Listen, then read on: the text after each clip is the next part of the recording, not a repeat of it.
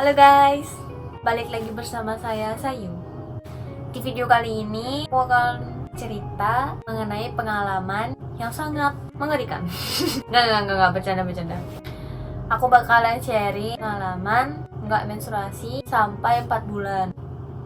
Kok bisa hamil ya? Jelas enggak lah.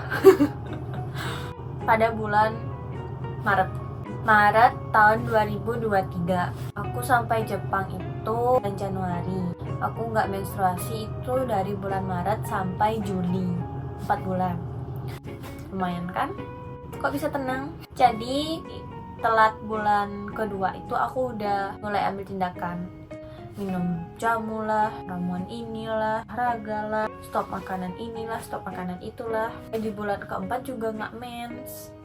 Akhirnya aku konsul, aku bilang misalkan bulan depan aku tetap nggak mens, bisa minta tolong nggak anterin aku ke dokter.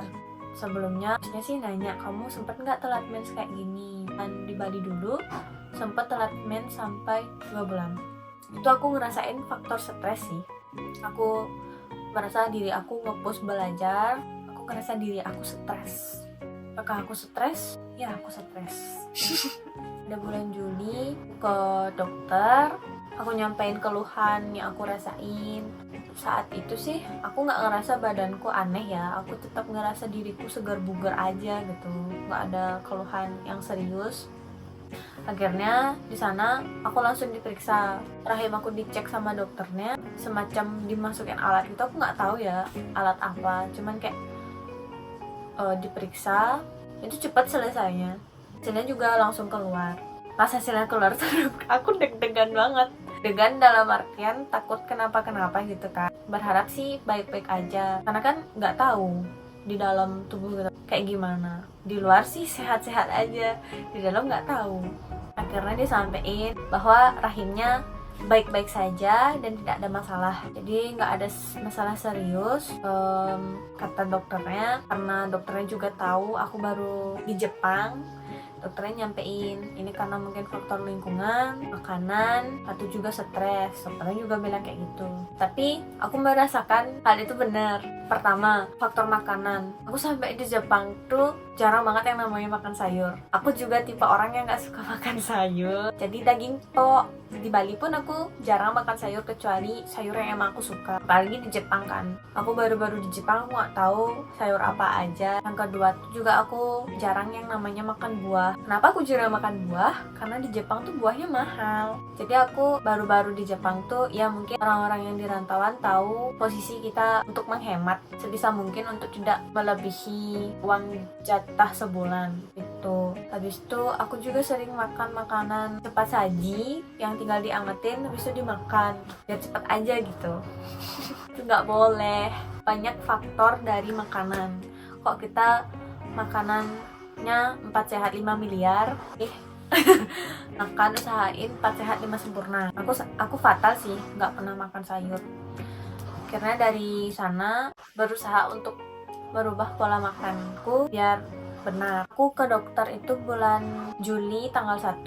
Astungkaranya dan 5 tuh aku menstruasi. Awalnya aku udah deg-degan kan, karena 4 bulan telat tuh aku udah mikir bakalan sakitnya dahsyat banget gitu kan, bakalan lama menstruasinya. Tapi ternyata cuma 3 hari, dan itu pun keluarnya tuh nggak deres-deres yang aku bayangin gitu. Ya logikanya kan 4 bulan nggak menstruasi nih pasti bakalan tertimbun kan. Di otakku mikir kayak gitu.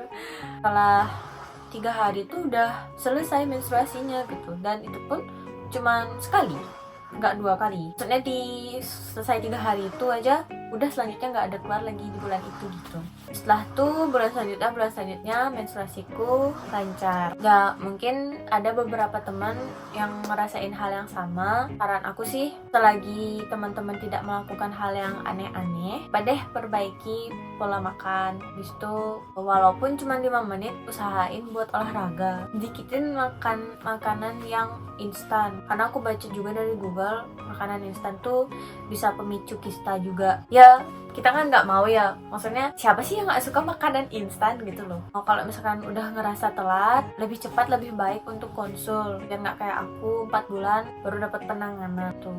Aku sok-sok positif aja sih, bakal menstruasi bulan depan gitu, tapi padahal enggak.